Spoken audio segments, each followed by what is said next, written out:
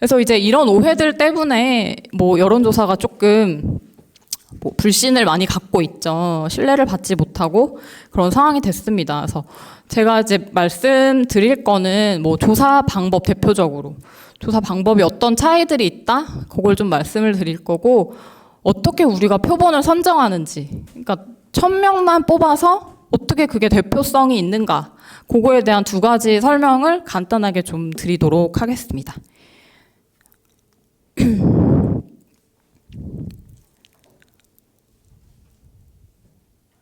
네, ARS와 전화 면접 조사입니다. 오른쪽부터 같이 볼게요. 조사 방법별 비중을 보시면 제가 이것도 2022년 1월, 2월 그러니까 20대 대통령 선거 여론조사 기준으로 중앙여론조사심의위원회에서 진행된 여론조사 방법별로 찾아봤어요. 그러니까 무선 ARS, 그러니까 유선 전화번호한테는 하나도 안 걸고 무선 번호로 자동응답 조사만 한 게 한 29.7%. 그리고 무선 전화 면접, 무선 번호에다가만 전화조사원이 전화를 해서 건 게 24.4% 정도 비중을 차지하고 있고요. 유선, 무선 섞어가지고 한 ARS 조사, 그게 한 16.7%, 유무선 전화 면접이 14.6% 요 정도 됩니다. 그래서 ARS 조사만 한 거를 따져보면은 46.4% 정도가 되고 전화 면접 조사만 한 걸 보면 39% 정도 됩니다. 그래서 ARS 조사가 조금 더 많아요. 아무래도 좀 상대적으로 저렴하고 빨리 진행할 수 있다는 점에서 업체 자체도 아마 ARS를 하는 곳들이 좀 많을 거고 그래서 전화 면접보다 큰 비중을 차지하고 있습니다. 그래서 뭐 진행 방식은 아까도 말씀드렸다시피 뭐 기계음, 키패드로 진행이 되고 전화 면접 조사는 면접은 질문을 듣고 응답하는 방식입니다. 이런 차이가 있고 뭐 주관식 당연히 뭐 객관식 응답은 만 가능하고 전화 면접은 주관식 응답도 가능합니다. 또 응답자 특성의 차이가 있어요. 그래서 이것도 진짜 많이 들으셨을 거예요. ARS는 좀 정치 고관여층, 정치에 관심 많은 사람들이 더 많이 응답한다. 그리고 뭐 전화 면접은 조금 정치에 상대적으로 관심 없는 사람들도 많이 응답하는 경향이 있다. 뭐 이런 얘기를 아마 많이 들으셨을 거예요. 그래서 그런 차이가 있다. 여기 보실게요. 밑에 같이 볼게요.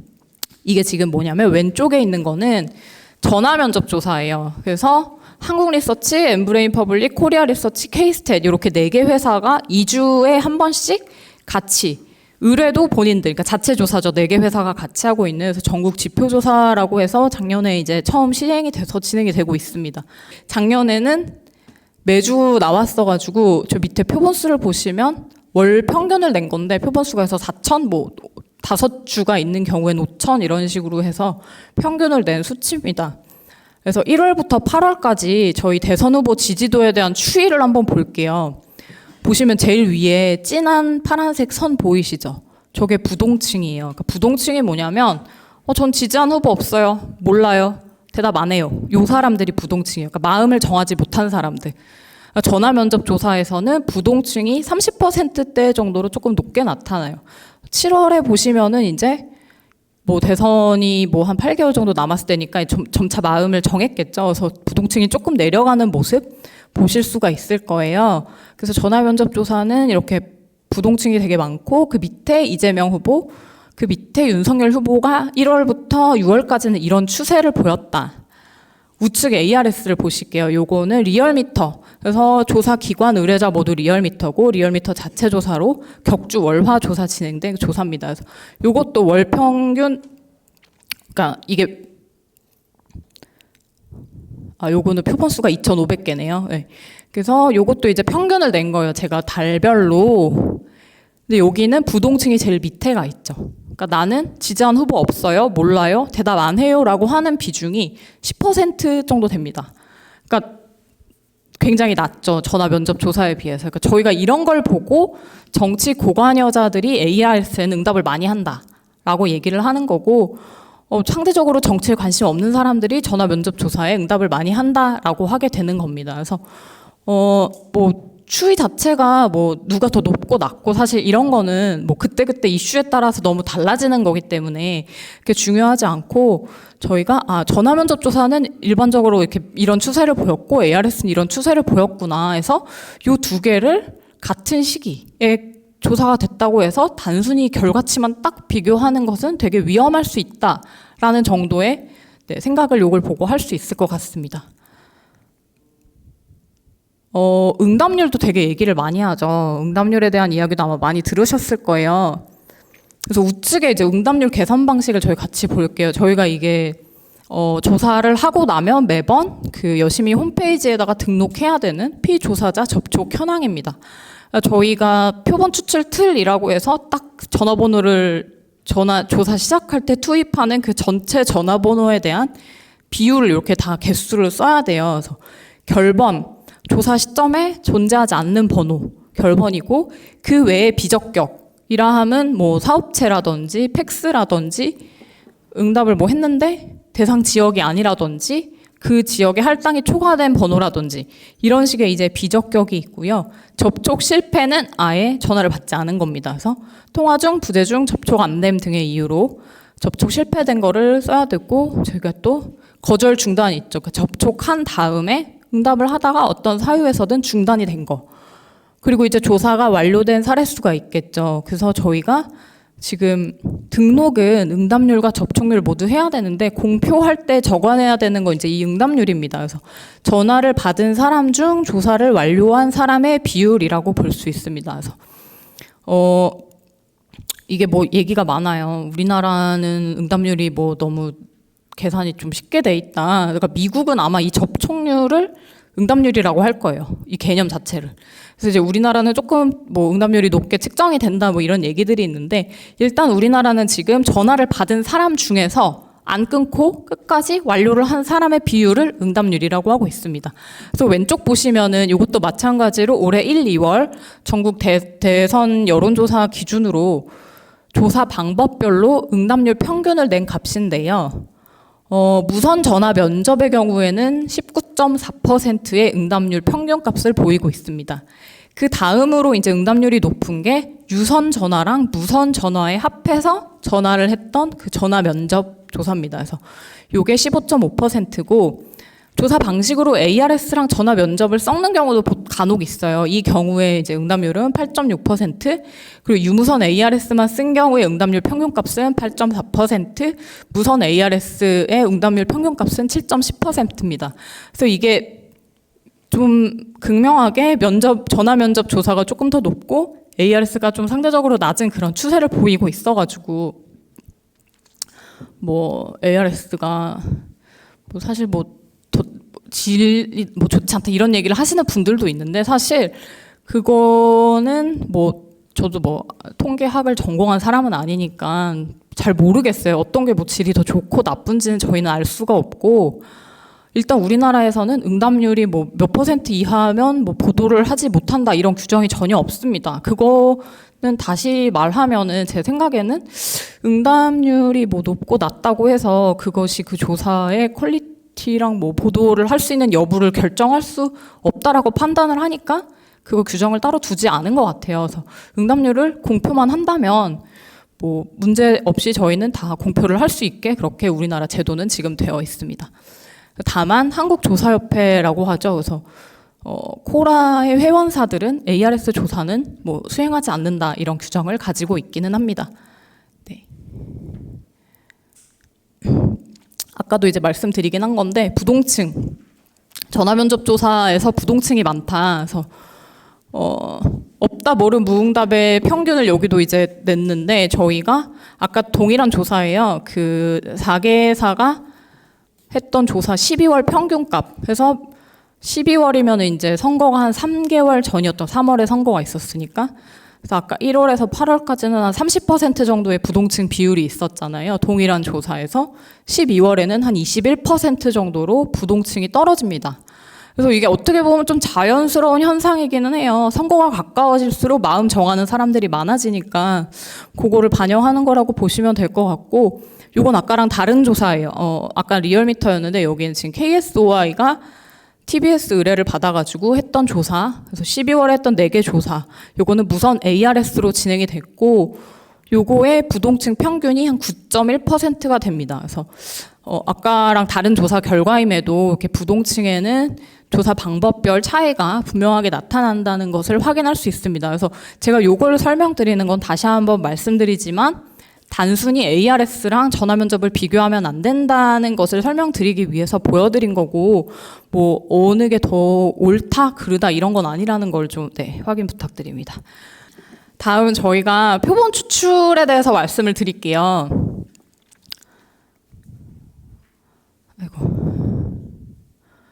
이건 그거죠. 1000명 조사했는데 어떻게 너네 그게 대표성 있다고 할 거야? 라는 질문에 대한 대답이라고 생각하시면 돼요. 그래서 밑에 보시면은 주민등록 인구 통계가 있어요. 그래서 이거 행정안전부 가면 매월 말에 나오잖아요.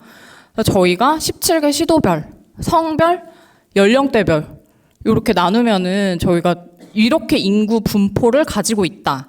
그러니까 저희가 유권자가 이제 만 18세 이상 일반 국민이잖아요. 대통령 선거 기준으로. 그렇다고 했을 때 이때 이제 10월에 진행하는 여론조사였다면 이 인구 통계가 모집단의 분포라고 볼 수 있습니다. 그래서 이제 할당 추출법을 통해서 저희가 선거 여론조사는 다 진행을 하고 있어요. 그래서 비확률 표본 추출로 모집단을 상호 배타적인 부모집단으로 나누고 이 부모집단별 구성 비율과 표본의 부모집단별 구성 비율이 유사하도록 표본을 자기적으로 추출하는 방법이라고 돼 있습니다. 이게 뭐냐면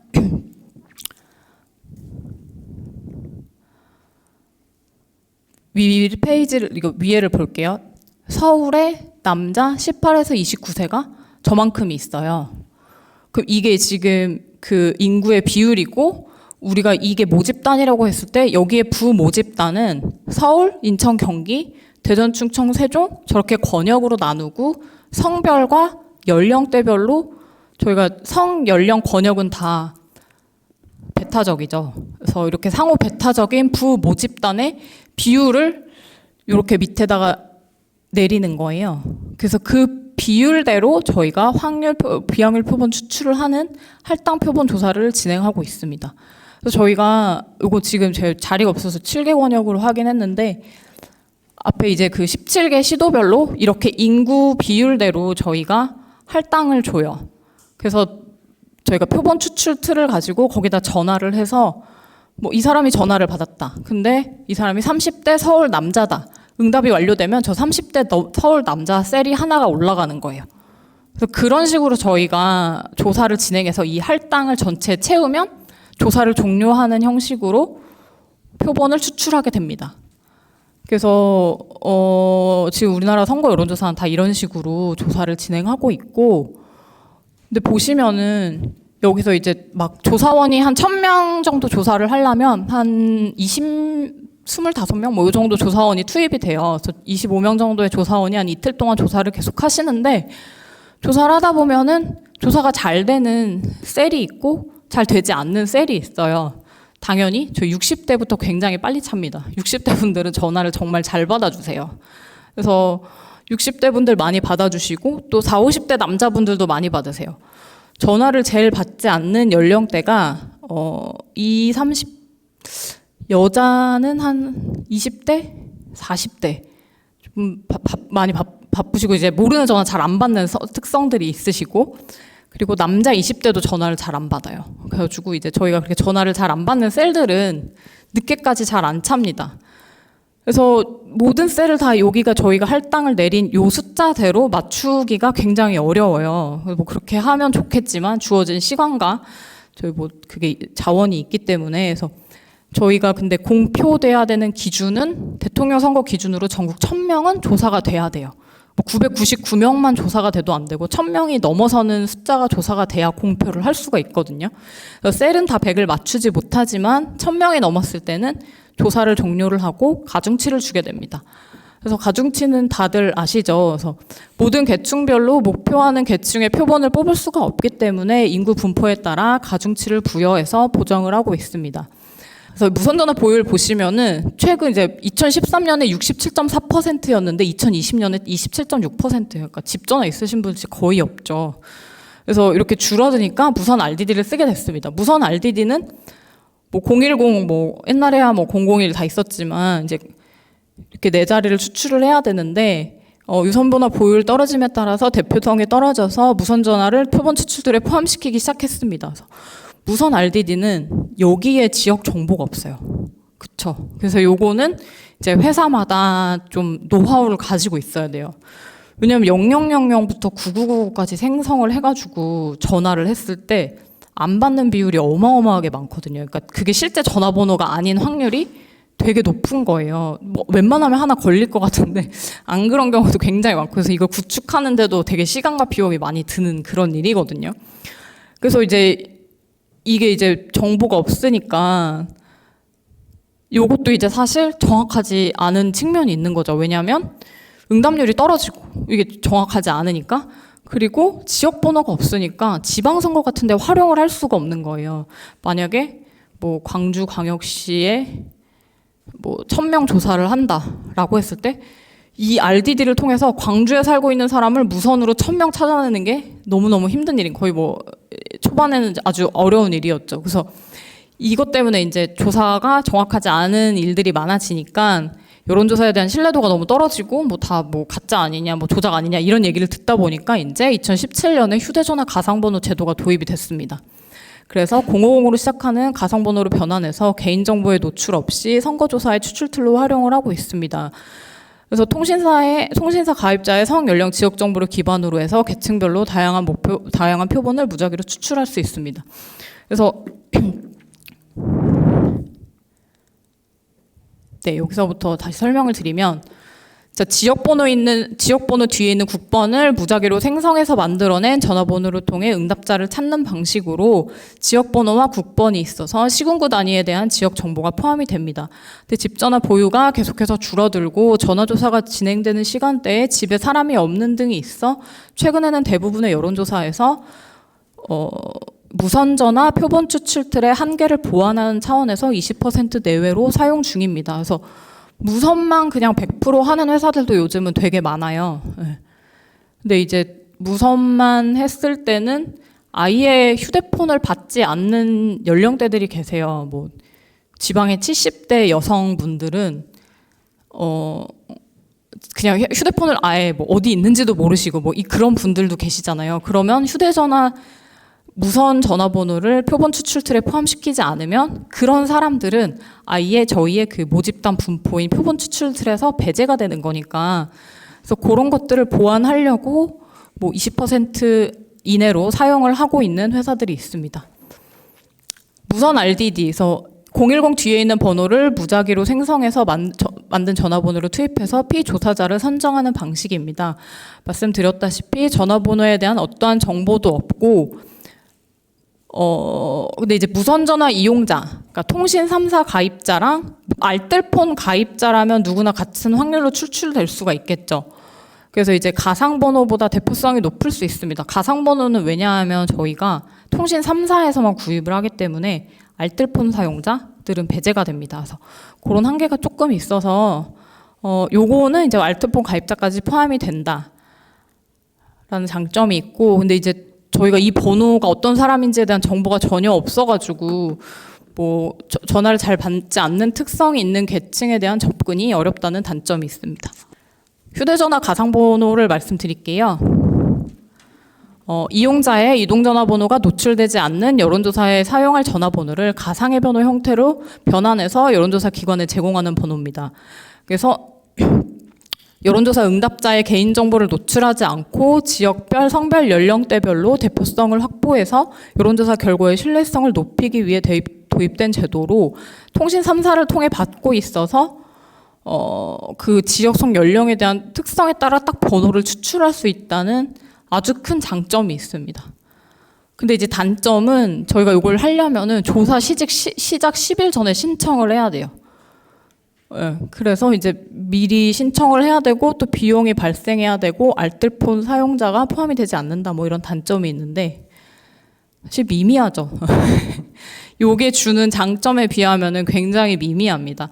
왜냐하면은 저희가 막 제주도의 서귀포시 뭐 사람들을 대상으로 조사를 한다고 했을 때 무슨 읍면 단위별로도 저희가 뭐 40대 몇 명, 50대 몇 명, 60대 몇 명, 70세 이상 몇 명 요 번호를 달라고 하면 그대로 다 주거든요. 그러니까 할당을 잡기가 굉장히 수월해지고 정확성도 굉장히 높아지고 그런 장점이 있습니다. 네. 그리고 또 단점이 한 가지가 더 있는데, 이게 저희가 이제 이렇게 요청을 하지만 저희는 만약에 LDD를 본사에서 생성을 하면 이게 어떤 방식으로 굉장히 랜덤하게 추출이 되고 있다는 걸 저희가 알잖아요. 우리 표본 추출틀은 되게 대표성 있어. 우리 되게 랜덤하게 추출해. 라고 이제 확신을 가지고 조사를 시작을 할 수가 있는데, 이게 통신사에서 추출을 해서 주기 때문에 어떤 방식으로 추출하는지 저희가 알 수가 없는 거예요.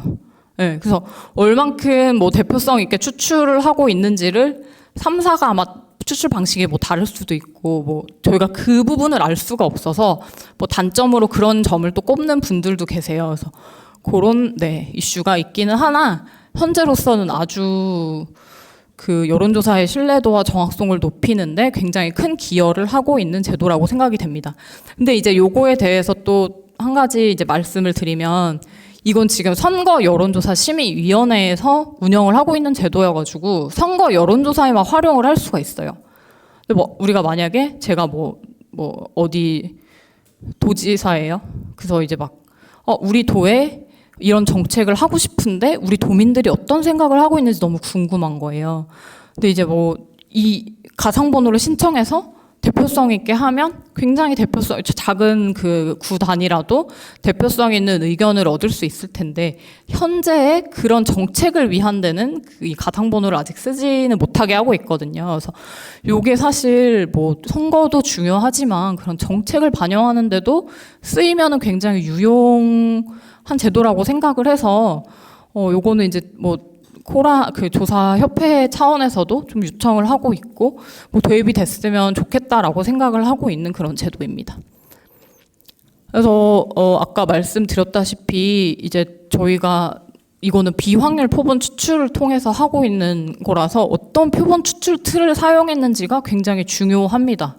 그래서 그 표본 추출 틀을 저희가 다 조사 방법과 함께 등록을 이렇게 해야 됩니다. 그래서 보시면은 왼쪽에 조사 방법 1, 무선 전화 면접 뭐 85%. 그래서 무선 전화 면접으로 1000명 중에 85%를 했고, 유선 전화 면접으로 뭐 15%를 했다. 이렇게 하고, 뭐 조사 대상, 그리고 추출 틀, 그리고 추출한 그 틀의 규모. 그래서 휴대전화 가상번호를 사용했고, 규모는 25,000개. 구축 방법. 이거 어떻게 구축했는지 다 써야 돼요. 그래서 SK텔레콤에서 몇 개, KT에서 몇 개, 유플러스에서 몇 개, 가입자 리스트로부터 무작위 추출된 그 표본 추출 틀을 가지고 했다라고 이렇게 등록을 해야 됩니다. 그래서 표본 추출 방법은 통신사 제공이라고 돼 있죠. 요거는 저희가 조사 회사에서 추출을 한 것이 아니기 때문에 통신사 제공이라고 추출 방법을 적고 있습니다.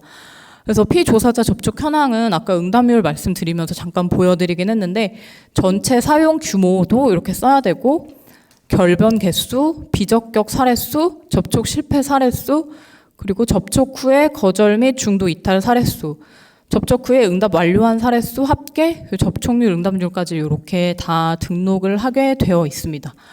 그래서 표본 추출들에 대해서는 여기까지인데 혹시 뭐 질문 사항 있으실까요? 네. 이제 마지막이에요. 금방 끝납니다. 자, 여론조사가 딱 공표됐다. 우리 뭘 봐야 되냐? 요거 보시면 돼요. 너무 많죠. 많은데 다 아실 거예요. 어디가 의뢰했는지 보셔야 됩니다. 비용을 지불하는 주체죠. 그렇기 때문에 어디가 의뢰한 조사인지를 봐야 조사의 목적과 조사 결과를 의미를 이해하시는 데 도움이 될 수 있습니다. 또 어느 기관이 진행을 한 건지, 중앙여론조사심의위원회에 등록된 선거 여론조사 기관 여부를 확인할 필요가 있습니다. 여기에 등록되지 않아도 조사를 뭐 하지 못하는 건 아니에요. 근데 이제 선거 여론조사 관련 문항을 진행하지 못할 뿐이지. 그래서 요거 확인해 주셔야 되고, 조사 지역, 모집단이 되는 지역이 어디였는지, 뭐 이거 부울경만 조사한 건지, 전체를 조사한 건지, 이런 거 확인해 주셔야 되고, 조사 일시, 그래서 같은 질문이라도 일시가 다르면은 다른 결과가 당연히 나오겠죠. 그래서 언제 진행된 건지를 확인하셔야 되고, 조사 대상, 모집단이 되는 조사 대상자를 확인하셔야 됩니다. 뭐 만 18세만 한 건지 아니면 뭐 지난 대선에서는 20대가 관심이 많아서 20대만 타겟으로 조사를 진행한 조사들도 많습니다. 그래서 조사 대상도 확인을 하셔야 되고 방법입니다. 전화 면접 조사, ARS 조사, 인터넷 조사 등 사용된 조사 방법을 확인하셔야 됩니다. 표본의 크기, 전체 응답자 수를 보셔야 되고 피조사자 선정 방법, 뭐 RDD를 쓴 건지 저희 휴대전화 가상번호 등 방식과 사용 비율 모두 확인하셔야 되고 응답률, 아까 몇 명이 전화를 받아서 몇 명이 응답 완료했다, 요거 표본 오차. 그래서 95% 저희 여심위에서는 95% 신뢰 수준으로 등록을 하게 되어 있어서 오차의 한계를 확인해 주셔야 되고 질문 내용 아까 말씀드렸죠. 양자 대결 결과와 다자 대결 결과를 단순 비교하지 않도록 해야 되며 마지막으로 이게 최근에 추가가 된 건데 권고 무선 응답 비율입니다. 이게 작년에 추가가 된 거예요. 그래서 옛날에는 그냥 뭐 무선 몇 퍼센트, 유선 몇 퍼센트 해도 아무 상관이 없었지만 이제 무선 전화 응답 비율이 60%에 미달하는 경우에는 미달했다 우리 요걸 써야 돼요. 네. 미달되면 안 된다는 건 아니지만 이제 무선 전화 쓰는 사람이 너무 많아졌으니까 그런 상황에서 유선 전화번호를 40% 이상 썼다 그러면 조금 이상할 수 있기 때문에 이런 권고 사항이 추가가 됐습니다. 마지막입니다. 저희가 이게 뭐냐면 그 한국 기자협회에 올라가 있는 선거 여론조사 보도 준칙이에요. 그래서 여기에 되게 우리가 어떻게 선거조사 결과를 이해해야 되는지가 잘 나와 있어서 이렇게 따왔는데 이제 이걸 기자들이 다 이렇게 숙지를 해서 좋은 보도를 써주면 좋겠지만 지면의 한계 그리고 뭐 방송 시간의 한계 이런 것들이 있어서 다 그런 게 이제 잘 지켜지지 않아서 우리 유권자들이 오해를 하는 경우가 발생을 하는데 이제 그거를 최소화하기 위해서 보시면 여론조사의 한계라는 조항이 있습니다. 그래서 여론조사는 여론을 탐색하는 많은 방법 중 하나이며 여론조사의 수치는 여론을 이해하는 데 도움되는 하나의 자료다. 여론조사를 통해 얻은 수치가 곧 여론 그 자체는 아니므로 미디어는 여론조사 결과를 여론과 동일시해서는 안 되며 수치에 과도한 의미를 부여해서는 안 된다라는 조항이 있습니다. 그리고 아까 말씀드렸듯이 오차 범인의 결과 보도에서 미디어는 후보자나 정당의 지지율 또는 선호도는 신뢰 구간에 따른 표본 오차를 감안해서 보도해야 된다. 그래서 지지율이나 선호도가 오차 범위 안에 있을 경우에는 순위를 매기거나 서열화를 하지 않고 경합 또는 오차 범위 내에 있다고 보도한다. 그래서 근데 이제 경합, 오차 범위에 있지만 앞섰다 이렇게들을 하니까 이제 그게 좀 문제가 되는 거죠. 그래서 이 경우 뭐 오차 범위 내에서 1, 2위를 차지했다거나 오차 범위 내에서 조금 앞서다 등의 표현은 사용하지 않는다. 그래서 이런 것들이 있으면 이제 걸러서 보셔야 된다는 것을 말씀드리고 오차 범위에 있는 경우 수치만을 나열해서 제목을 선정하지 않는다라는 조항도 있습니다. 또 조사 결과의 비교입니다. 저희가 아까 말씀드렸죠. 서로 다른 시점에 실시된 여론조사는 조사 방법이 동일한 경우에만 상호 비교가 가능하고 지지율 조사와 선호도 조사처럼 성격이 다른 여론조사 결과도 직접 보도하지 않는다. 저희가 질문을 보면 이 사람이 대통령에 적합하다고 생각하십니까? 대통령 후보로 가장 선호하는 분은 누구십니까? 이렇게 회사마다 질문이 다 달라요. 근데 그거 없이 그냥 이 사람은 요만큼의 퍼센트가 나왔고 요만큼의 퍼센트가 나왔다. 별거 아닌 것 같지만 사람이 생각하는 게 되게 다르거든요. 이 사람이 대통령에 적합하다고 생각하는 것과 내가 이 사람을 선호하는 것은 또 다른 문제이기 때문에 그 응답률이 꼭 그 결과가 꼭 이렇게 비교되면은 안 돼서 그런 것들을 주의하셔야 되고 지지율의 상승과 하락에 대한 표현을 할 경우에도 주의해야 된다. 지지율이 상승했다, 하락했다라고 평가하기 위해서는 기존 결과의 추세, 최대 표본 오차, 표본수 등을 종합적으로 고려해서 신중하게 보도해야 된다. 이런 지침들이 있습니다. 그래서 요거는 물론 보도하는 분들이 잘 지켜주셔서 잘 보도가 되면 좋겠지만 워낙 조사 결과가 많으니까 사실 그러기가 쉽지 않아서 저희가 이런 오해들을 조금 하게 됐는데 제가 오늘 설명드린 내용이 앞으로 선거 여론조사 결과를 보실 때 조금이나마 나는 이걸 봐야겠다 이렇게 도움이 되신다면 정말 너무너무 좋을 것 같고요. 오늘 제 이야기는 끝입니다. 네, 강의를 마치도록 하겠습니다. 감사합니다. 오늘 좋은 강의 해주신 신정인 차장님께 감사드립니다. 그럼 이것으로 2022년 제4회 통계 아카데미를 마치겠습니다. 감사합니다.